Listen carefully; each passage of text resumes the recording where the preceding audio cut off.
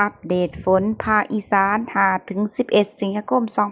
2569 พร้อมกับอัปเดตเรดาร์ฝนล่าสุด ก่อนจะไปรับชมรับฟัง ฝากกดติดตามกดกระดิ่งกิ้งๆ ให้แน่เด้อสิได้บ่พลาดคลิปต่อๆไป ไปรับชมรับฟังข่าวกันเลยพี่น้อง 5-11 สิงหาคม 69 ภาคอีสานจะมีพื้นที่ที่ฝนตกหนักสลับกับฝนปานกลาง และตกต่อเนื่องเน้นในส่วนของภาคอีสานตอนบน และด้านตะวันออกค่ะ บริเวณดังกล่าวเป็นพื้นที่เฝ้าระวังเสี่ยงเรื่องฝนตกหนักฝนสะสม เสี่ยงต่อน้ำท่วมฉับพลันน้ำป่าไหลหลาก ดินโคลนถล่มได้เนื่องจากที่ผ่านมามีฝนตกต่อเนื่องพื้นดินเริ่มอิ่มโตในขณะเดียวกันมีบางพื้นที่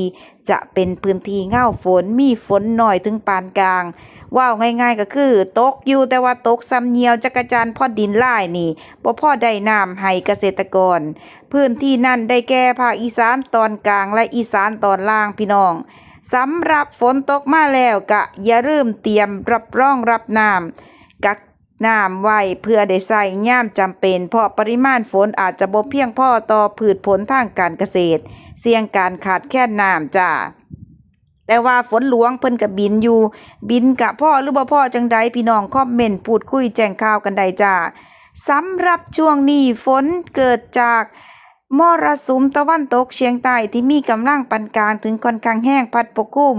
และร่องมรสุมยังคงพัดผ่านภาคเหนือและภาคอีสานตอนบน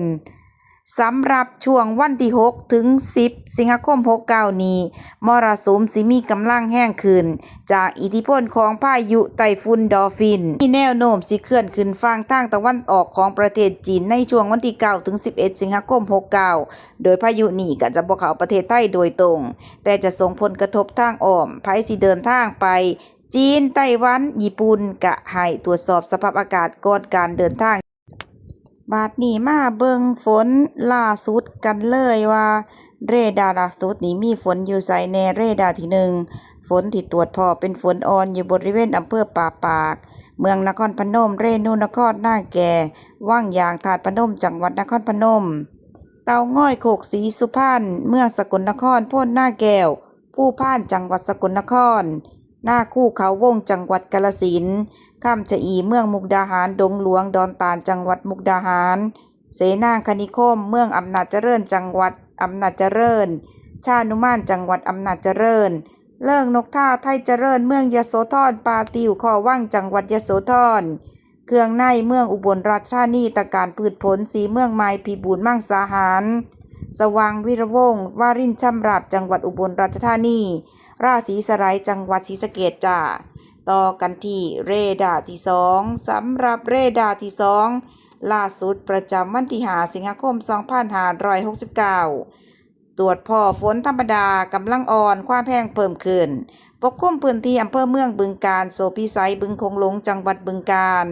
บ้านผือเพ่นสางค่อมกูแก้วบ้านดุงชัยว่านศรีธาตุทุ่งฝนจังหวัดอุดรธานีน้องบัวระเวเทพสถิตทรัพย์ใหญ่จตุรัสจังหวัดชัยภูมิคำม่วงหน้ามนเมืองห้วยพึงหน้าคู่เขาวงจังหวัดกาฬสินธุ์เสนางคณิคมชานุมานเมืองอำนาจเจริญจังหวัดอำนาจเจริญราศีสไลอย่างชุ่มน้อยจังหวัดศรีสะเกษด่านขุนทดจังหวัดนครราชสีมา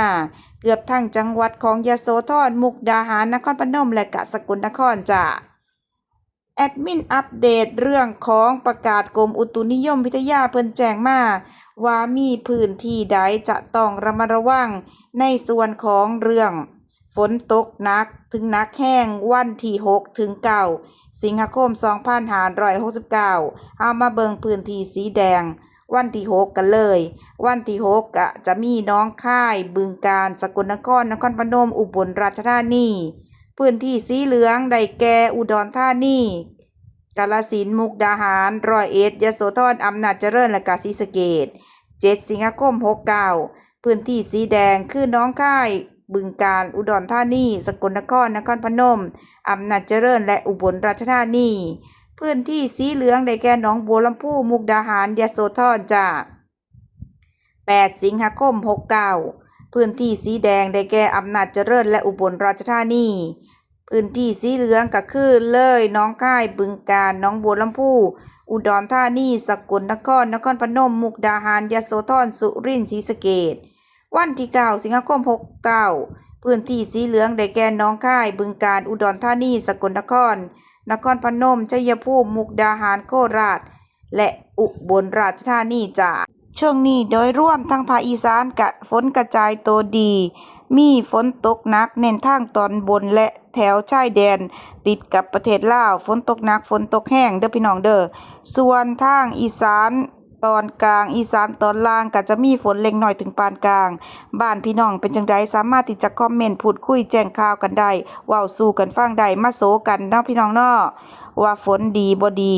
สำหรับคลิปนี้แอดมินขอตัวลาไปแล้วพบกันใหม่คลิปหน้าอยู่ดีมีแห้งฮักแพงคือเก่าจ้าขอบพระคุณหลายๆที่รับชมรับฟังจ้า